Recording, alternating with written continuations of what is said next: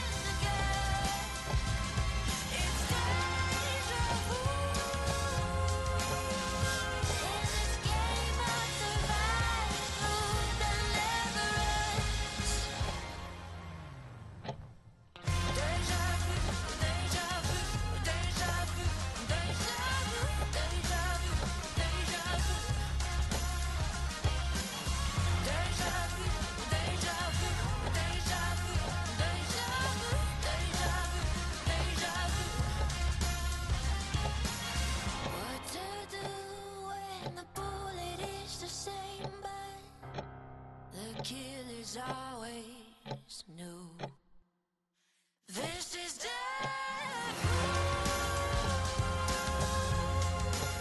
At the beginning of the end again. It's deja vu. In this game of survival that never ends. Someone is alerted. If y'all could get in the same room early enough, it would really free up my afternoon. I could grab some lunch, do some sightseeing. Yeah, I'd love to help, but do you really think you'd survive against all of us at the same time? Maybe not. But I bet I got real close once, didn't I? And that made you nervous, because you like keeping me here, watching me die over and over again. I don't like watching you die. I like killing you. There's a difference. In Deathloop, you play as Colt after waking up on a beach with no memory of who he is and stuck on an island known as Black Reef. This island is a never-ending loop of misery that repeats the same day over and over again. Most people are happy on this island, but Colt sees it as nothing more than a prison. So he hatches a plan. He must kill 8 visionaries in 24 hours to break the loop. These visionaries are what keep this crazy party going. A group of psychopathic maniacs, all just as pretentious as the last. But it won't be easy, as one of the visionaries, Juliana, will stop at nothing to kill Colt before he breaks the loop. Colt isn't the most stable of individuals. He has been stuck on this island for a very, very long time, repeatedly dying over and over again at the hands of the other visionaries and the witty Juliana. Colt and Juliana play off each other in a really convincing way, chastising and commenting on one another's failures and victories. Their relationship is anything but normal, and the other 7 visionaries are just as memorable and insane as her. The teleporting freak known as Charlie is obsessed with games that challenge the brain. Nupdan, he lives in a sci-fi role-playing game, and he even removed a part of his own brain to design a supercomputer called 2-Bit. The deranged Fia Zabrowski is a damaged artist who has made her home in Fristed Rock, where she spends her time making what she calls art, while high off the fumes of her own ambition. Harriet Morse, the stereotypical cult leader, who sacrifices her obedient followers for the greater good. But we do care, Nicholas. It's all about the greater good. How can this be for the greater good? Ego Serling, the founder of the Eon program, a desperate, sad little man looking for respect and for someone to notice his intelligence. The radio DJ Frank Spicer, who brings in followers by the dozen for the Eon program. A cult of personality kind of guy who uses his background in the music industry to keep the followers of the Eon program in line. He knows his way around a mixing desk, and also when the situation needs it, he knows his way around a gun. The brilliant scientist Dr. Wenji Evans, who keeps her distance from the other citizens of Blackreef, finding companionship quite literally in herself. And the worst of all of them is Alexis fucking Dorsey, aka The Wolf, primary financial backer of the Eon program and self-proclaimed egomaniac. He is the host of Blackreef's most inhumane party, where the guests rate themselves on just how insane and evil they can be. Before the Eon program, he was the CEO of a pharmaceutical company, where he obtained the rights to an anti-parasitic treatment, and then he tripled its market price. Each of them have a unique mechanic to their encounter, such as Wenji using her clones to outnumber you, or Igor using his stealth ability to keep you on your toes. Their abilities make every encounter with them some kind of puzzle. The Visionaries are all pieces of shit. They think themselves as people on a higher plane of existence, like any cult leader would, and even the Eternalists are memorable, conveying a lot of character despite being nothing more than mindless grunts.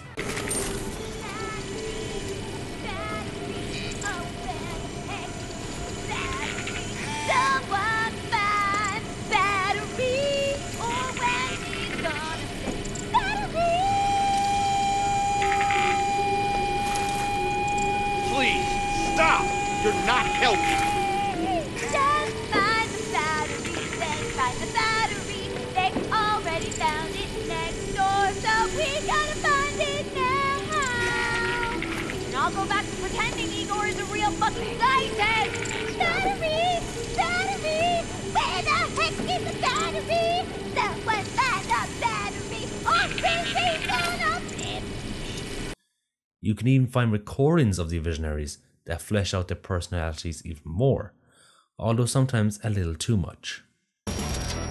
Juliana, sweetheart, when I got your message about this interview, I thought, yeah, fucking my favorite topic, me.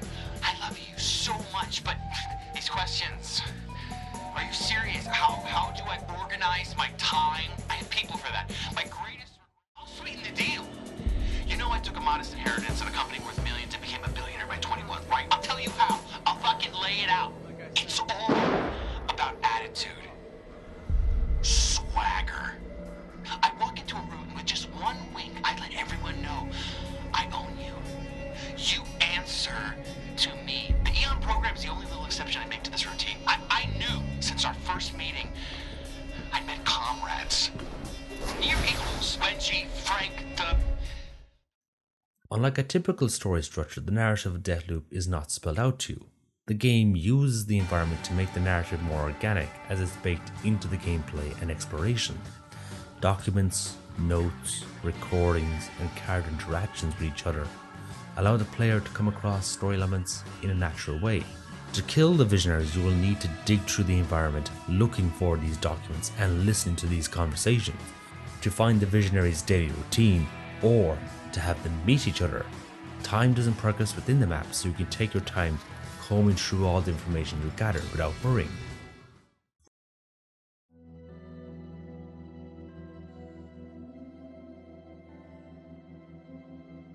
Roguelikes such as Hades are built on repetition and carrying forward what you learned into the next run.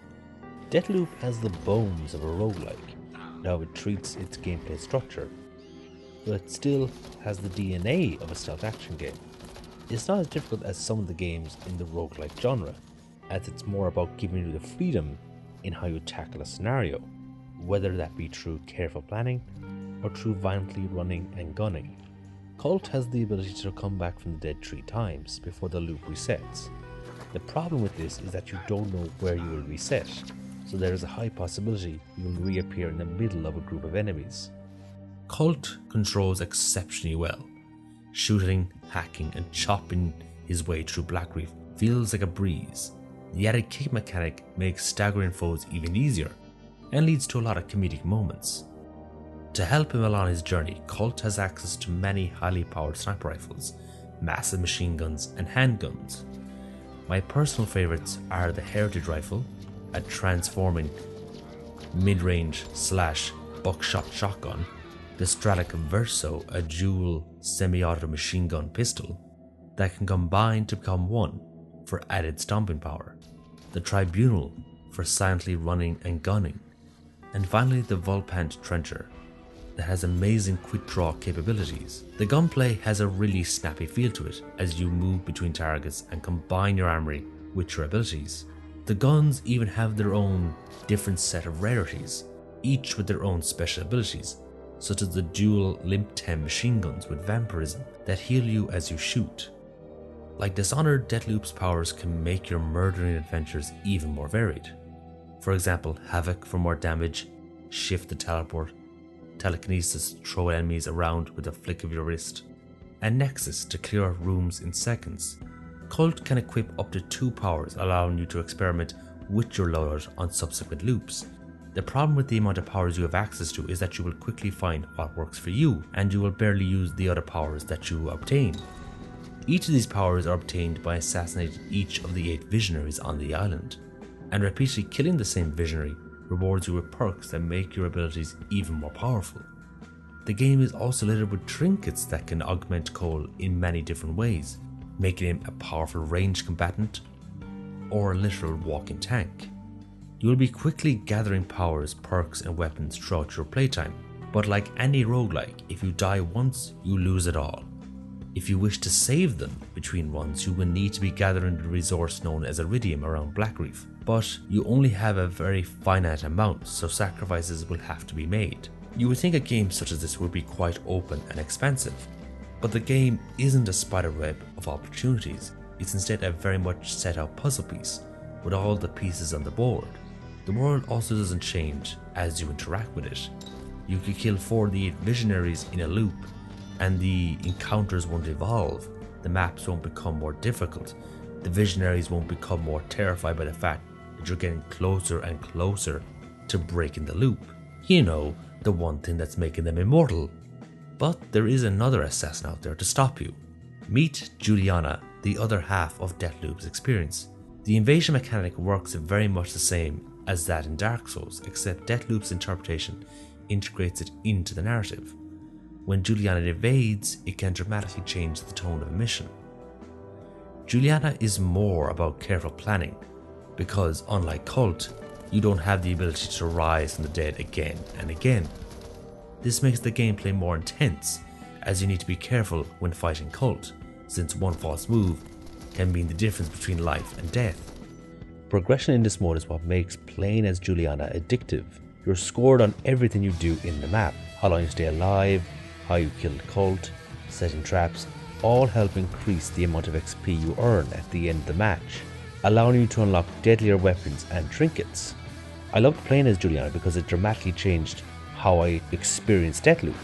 Instead of me trying to plan out how to kill the Eternalists, it now turns into how I can kill Cult in unique and horrific ways.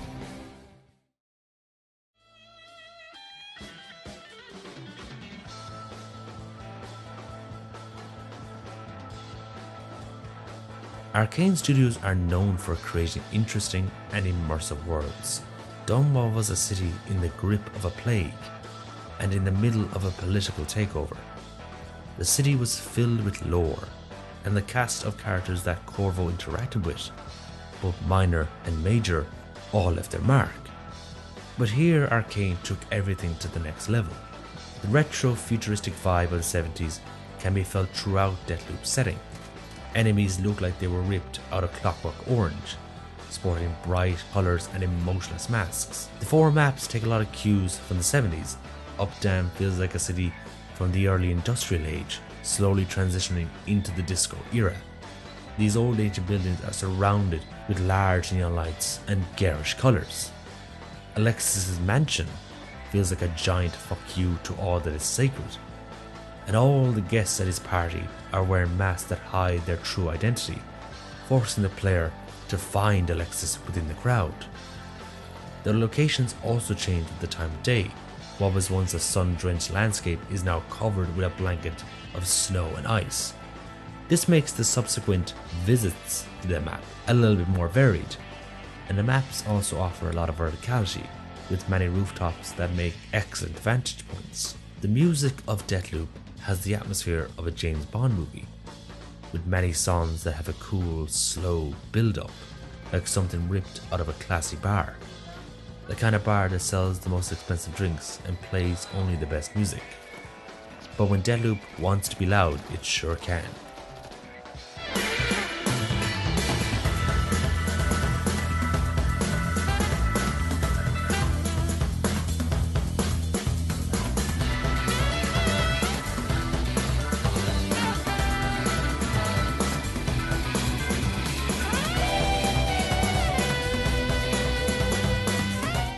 When the bullets are flying and the necks are snapping, the music switches into a very fast-paced rhythm to complement the hacking and slashing.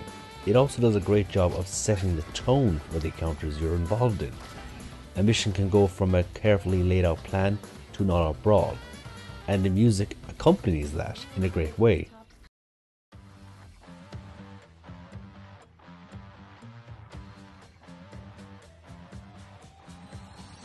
Deathloop gives the impression that it is a very open experience, but it is a very linear one.